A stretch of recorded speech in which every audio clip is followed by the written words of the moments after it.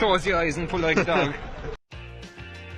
And a new Irish record for Phil Healy, 22.99.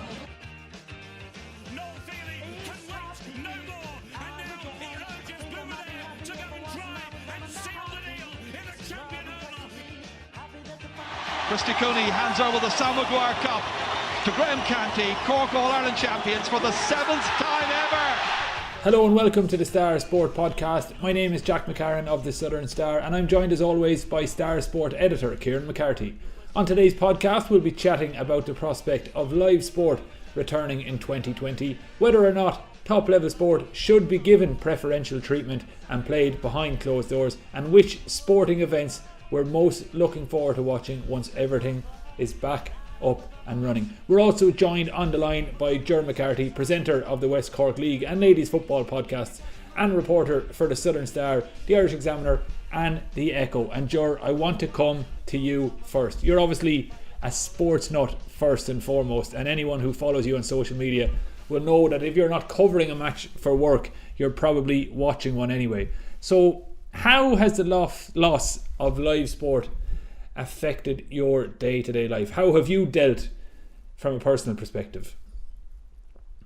Not very well, according to my family at home, who are seeing more of me than they would have bargained for back in the day. My weekends were usually taken up with travelling to matches and covering matches before getting there early, getting a feel for the coaches, the players, writing the match report, coming out, getting day after. So it's a huge chunk out of a freelance journalist's life, to be quite honest. But at the same time, it's also given, I think, a chance to connect with some of the people that I wouldn't have interviewed or spoken to in a long while, certainly in the Cork Ladies Football senior side of things and the West Cork side of things. But definitely, I think I don't know how many weeks we're into it now. I don't even want to know, to be honest with you. I suppose everybody's at the point now where they want to see an end game or an end date, and there's more and more pressure building on sporting bodies to start delivering dates when they might come back. So I think you're starting to see the anxiousness and the eagerness of sports fans like myself. When are we going to get back to some form of normality? But I just don't see a date coming in the near future, to be quite honest. And how have you been filling your time? Like, are you one of those people who can sit back and watch reruns of old World Cup matches or old GAA matches, like they were showing the 2004 Munster final on RTE just last night? So can you sit down for 2 hours and watch a game you know the result of, or are you just itching for live action? Unfortunately, I am one of those people that will sit down and watch back-to-back, maybe 3 in a row episodes of Match of the Day from the 1980s on YouTube.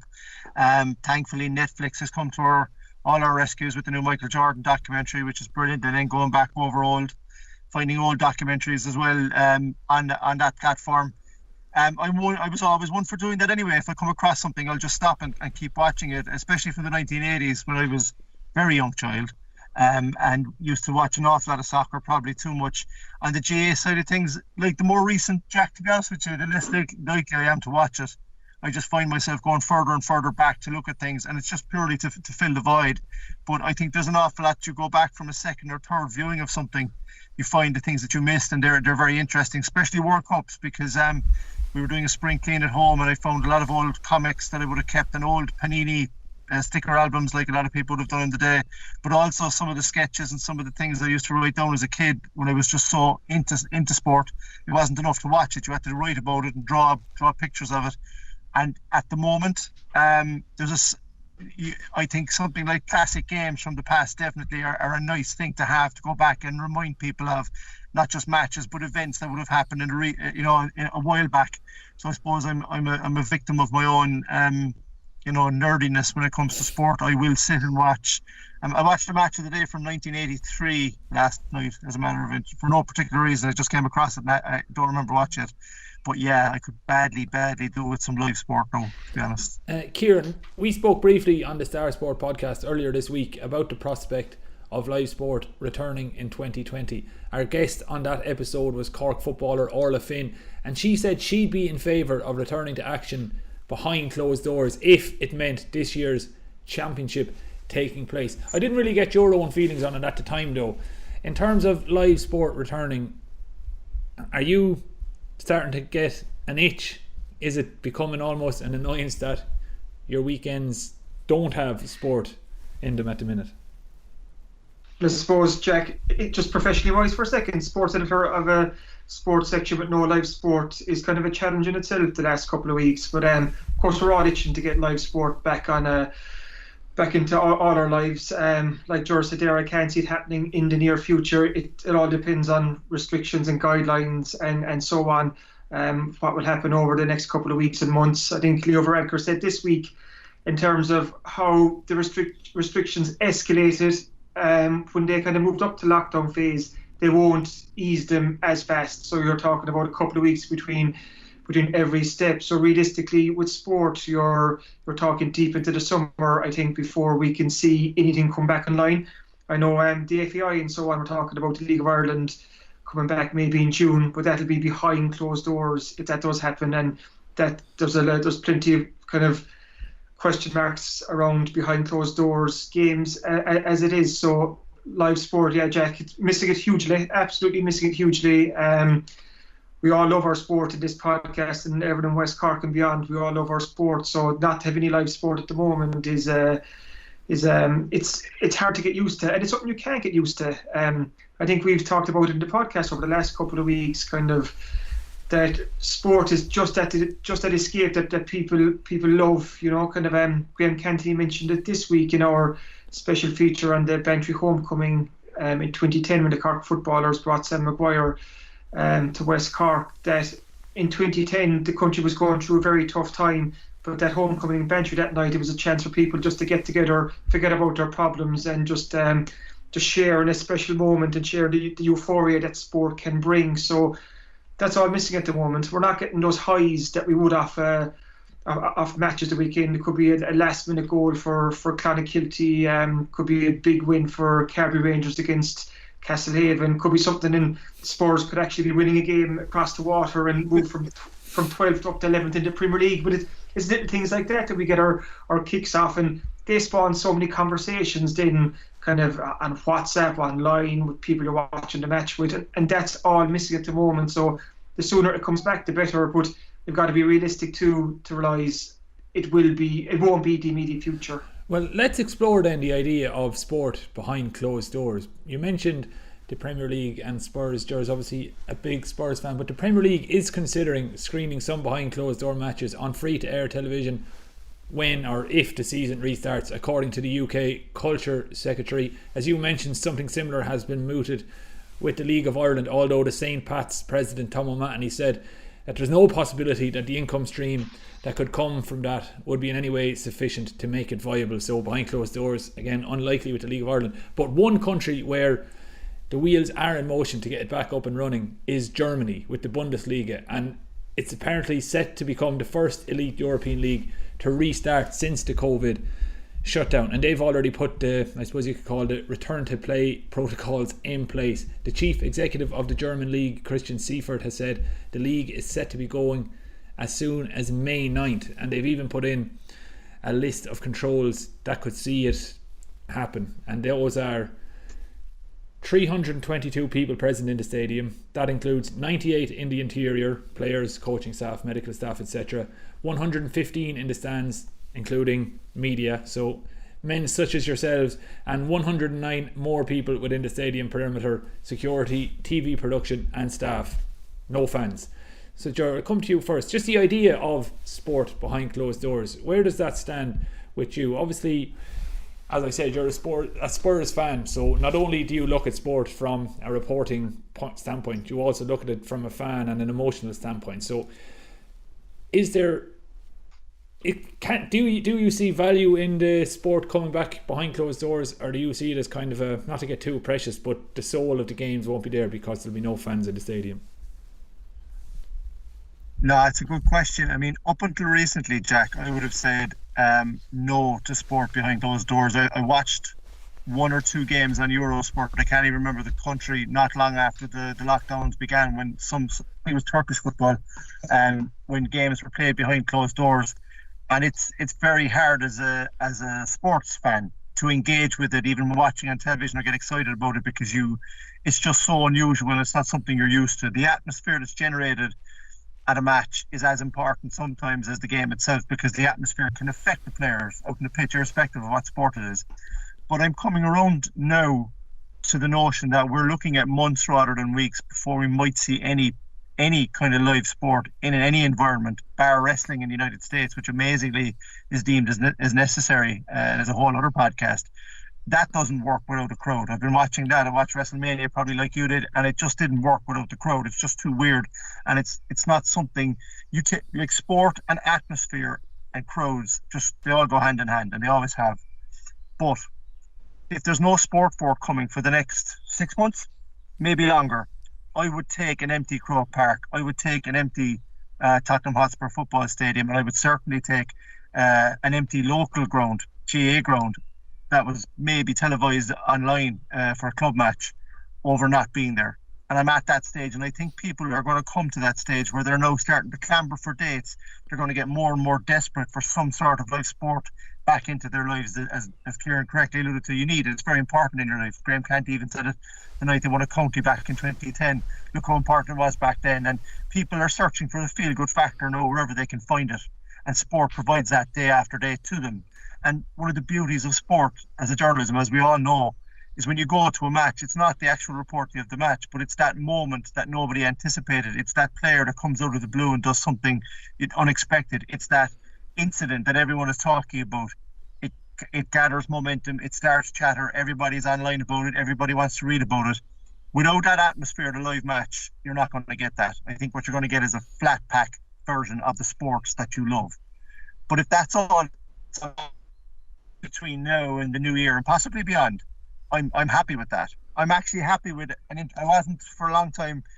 I would be more inclined to go and watch an inter-county match on television now than I was maybe 4 or 5 weeks ago, because I don't know when it's going to happen, and I'm worried that I won't get to see it this year. But something that was mentioned over and over again in the articles that Kieran wrote in this week's Southern Star, the people that he spoke to, Martino O'Brien, Orla Finn, the Clonakilty and Kilmacabea senior football coaches, they all want it, but nobody wants it at the expense of your health and your safety.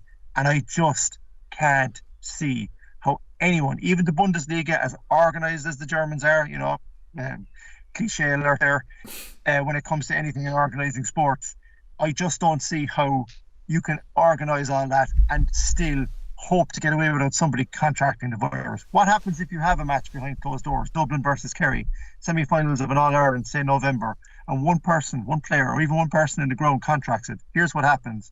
The entire squads, both squads, everybody at the ground that day and all their immediate families have to self-isolate, and we're back to square one. I just don't see it happening. So I want it to happen, but I would rather it didn't happen if that's the kind of danger people are going to be putting themselves into. But I think just on what you're saying there, Ger, about the health and safety risks, I think former GAA President Liam O'Neill made a good point in the Irish Times yesterday. He said, "My wish for the GAA is that we do nothing until it is 100% safe. Anything else compromises the safety of our people, our communities and our clubs." So what, in a sense, what is the point of naming deadlines 5 weeks in the future that just change to 7 weeks, then 8 weeks, then 9 weeks? What's the point? Should we not just wait until there is 100% safety? Because it kind of builds up people's hope almost. Sure? Yeah. We should, but the problem is, Jack, money talks. And the organisations you're talking about there, the Bundesliga, La Liga, the GAA, and the League of Ireland, desperately. You mentioned St. Pat's. St. Pat's staff have been put on furloughed and put out on. Most people are now unemployed because they just can't afford to pay them. Money talks when it comes to the top end sports. The reason the Bundesliga is coming back so early is because there's a huge chunk of payment, and it's the same in the Premier League in England. There's a huge chunk of money owed to the Premier League clubs to come in the next quarter from the satellite TV companies. And if there's no football, the satellite TV companies are going to be out of pocket. And if nobody's watching their channels at the moment, they're going to be even more out of pocket. The GAA, and look at Cork's finances, which have been covered extensively in the Southern Star for the last 12 months. No inter-county action this year, or no concerts. Look what that's doing to the balance sheets of large sporting organisations. My big worry with all of this is that when you say to somebody, and he's right in what he's saying, is that there shouldn't really be any sport until the end of the year if there's no vaccine coming, or if it's not fully cleared up according to the HSE and the government. Everybody, I think, would kind of agree with that. The problem is when. after that. If it's another 2 or 3 months or even longer, people are going to get angsty. And clubs are in trouble at the moment at League of Ireland, at Bundesliga, at English League 1 and League 2 level.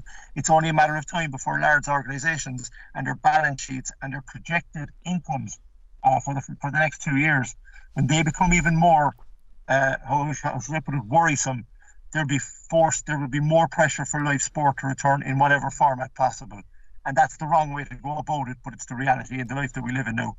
Kieran, just to pick up on Ger's point there about the fact that most of the organisations that are trying to rush back to playing are large commercial entities like the Premier League, like the Bundesliga, like the WWE, which is probably the best example of an organisation that's solely focused on making as much money as humanly possible at the expense of all their employees. But then to use the argument that the GAA is in many ways a community organisation, so not to sound too like Joe Brolly, but the bottom line for the GAA shouldn't be finances and money and getting back to play to fulfil television contracts.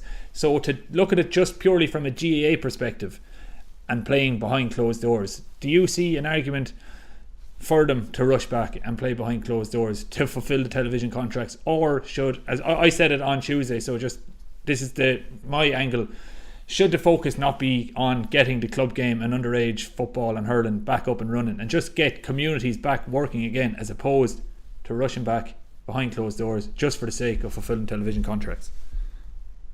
I think, Jack, if the GAA is to come back this year, it has to be club first, because club GAA is a lot easier to manage than intercounty, because obviously there's a lot smaller attendance, because a lot of what we're talking about now is kind of predicated on what happens with social distancing and the 2 metre rules and so on. So it's very much uncertain and unknown, and it's evolving all the time. But if the GAA is to come back, it will be club first. Intercounty will have to wait. Like Ger said there, money talks. So the GAA hierarchy will be keen to get their All-Ireland series up and running. But if club is to come back first and it is behind closed doors, I think logistically wise, how does it work? Let's take the dressing room for instance. You're bringing fellas from 20, 25, 30 households. You can't put them all into the same dressing room. So are they going to have to come to match togged off already? No, it's little. It's all the small details like that. How would you play a football game if there's a 2 metre social distancing rule is still in place? It's impossible. So I think the GAA and all sports at the moment, health has to come first, and especially for sport, I suppose, kind of a lot of us take, a lot of people take so much lead off what sports people do and what sports do. So I think sports is a very important role here, is it to set the right example. I was chatting to Gary O'Donovan this week, and he was saying himself and Paul are back home, kind of work at home, living at home in a machine, rowing on their rowing machines inside in their kitchen. He said they would love to put the boat on top of the car, drive somewhere near the River Island and launch the boat wherever they could and go off down the river. But he said that would set the wrong example to everyone. And he says, as sports people, they have a responsibility to set the right example. So they're adhering to all the HSE guidelines, they're adhering to all the government advice, they're doing what they're told to do because it's the right thing to do to suppress the virus, and it's the right thing to do for the health of the country. So as much as we do want sport back and we do love our sport, the responsibility is to defeat this virus first, and then when it's safe to do so, we can all come out and just celebrate then when sport comes back. But until we win this war against COVID-19, it's hard to see how sport kind of fits in, live sport fits into the I suppose the grand scheme of life. So it's an interesting conundrum, Jack. Jordan, just before we start to wrap up, I kind of want to get a sense of how would you feel about certain sports reopening first to sort of test the waters, like maybe if golf clubs were to reopen, or tennis clubs where there's a lower risk of infection. Now, I'm no virologist, so I don't know if there's a lower risk of infection, but just for the sake of argument, how would you feel seeing people out playing golf if you knew that you couldn't go down to football training with your local club, or you couldn't go and watch a game of soccer? Would that anger you, or would you think it would be a positive outcome to see tennis clubs, for example, reopening? Yes, it very much would anger me because I don't play golf or tennis. But no, in all seriousness, I think that's a dangerous precedent, because you're right, it could set a lot of animosity towards certain sports and to people playing it. I'm even seeing it though in the last week, just away from sport. There seems to be more people out and about. There's definitely more people driving, and there's people starting to get cabin fever and fall back into their bad habits. So if I was as a GAA supporter or soccer supporter, if I was to see somebody out in the golf course even going around, and all the safety precautions were being taken to the limit as much as they could possibly do, I'd certainly start clambering and looking to go back out to the pitch and do something straight away. And I think the domino effect has been very well managed by the government up to now, in that they've been most of the time, very conservative in how they deliver information, and they give you a date like May the 5th. But over the last couple of days, they're saying, oh, look, there's too many people out and about, we may have to revise it. I think we're looking at months, unfortunately, before anything actually happens again. So we have to, dealing with that reality is okay, but for kids, it's very, very difficult. So to answer your question directly, I don't think you can just say, well, you know what, it's okay for darts because the lads are playing at home, and it's okay for even swimming or rowing because there's only one or two of them, but not team sports. I think that the reaction, that the animosity that might generate, I could be wrong, I think would be a bad thing, and it would backfire very badly. I think what they're trying to do, when I was reading John Tracy, the head executive of Sport Ireland earlier in the week, they're working with all the sporting bodies together for when everybody can come back. I think they're trying to plan that way as best they possibly can. I don't know if it's possible or not. But I think I can understand the logic behind your question, like tiering it for the sports where there's less of a potential issue is probably a legitimate thing to ask. But I think the backlash that would come from GAA people seeing soccer being played in GAA, I think that would fill the sports section of the Star. Actually, it might be an option. You never know. Can I just add there, Jack? Actually, I was reading a piece as well about non-contact sports, and if the sports are to be kind of phased back in, you would think it would make sense to make the non-contact sports the first sports to come back online, and that kind of leads into what you said about golf there, because I think golf courses, like, you're obviously working away in golf courses at the moment, greenkeepers keeping the golf courses kind of up to date and pristine, and I think golf courses are hoping that in May that the restrictions will be relaxed. So like Ger was saying there, like, kind of people involved in team sports might not be too happy to see kind of certain sports come back online, but if you think of the likes of golf and other non-contact sports, maybe rowing, like Ger mentioned there, possibly road bowling. I was just thinking to myself, if you really restricted the numbers at scores kind of and kept social distancing, maybe there was a possible for road bowling to come back in, because a lot of the scores around West Cork are quite small in a way. You might only have a handful of people there, so that could be something that, if sport is to be kind of reintroduced and phased in over the next couple of months, that might come on board before the GAA games. But like you've said throughout this, so much depends on the guidelines that the government get set down, and that and all the health advice. So if we are winning this war in a couple of weeks or months' time, they might decide, okay, let's go back with GAA club games and so on. Like, this can change so fast.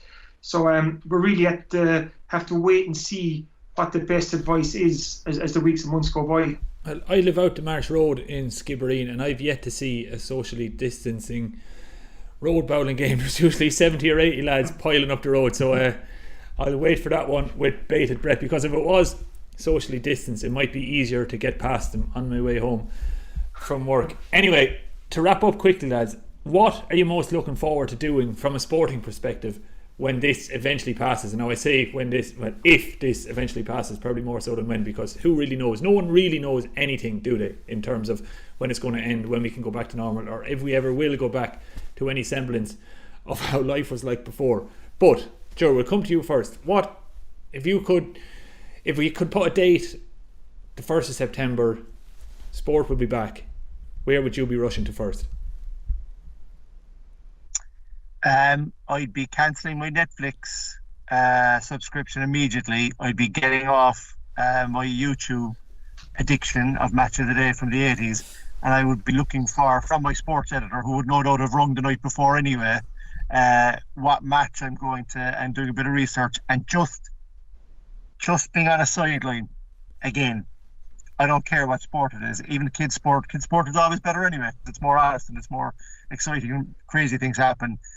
And that lovely thrill of filing copy at the very last minute, as Kieran knows from most of my stuff, and getting it there on time, I really miss that. I do miss that, and I miss it's not even going to Park Equiver, Crow Park. It's the smaller local games that I miss the most, because it's the things that you pick up at those games. As I said earlier, that moment that a kid does something extraordinary and you're the one that gets to write about it, and they're the one then that gets to read it and buy it and read it. I've missed that. I've missed that an awful lot. So yeah, getting about 10 different matches and being told to take this one, the furthest southwest out in some island somewhere from my sports centre. I'm really looking forward to that. And Kieran, what about yourself?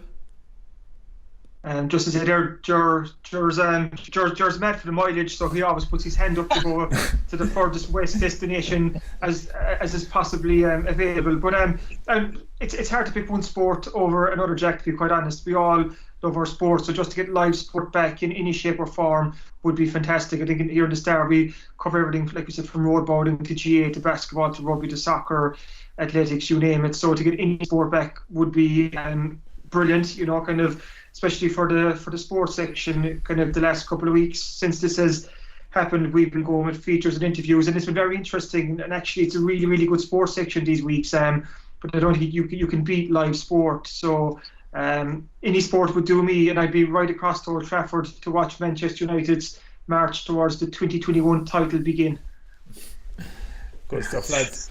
But as Kieran mentioned there's some great stuff in this week's Southern Star sports section, and the Southern Star is available in shops right across West Cork right now. And if you can't make it to the shop, you can purchase a digital subscription and read the Southern Star for less than €2 per week. Just search for www.southernstar.ie/e-paper and you can read the Southern Star on your computer, tablet or smartphone.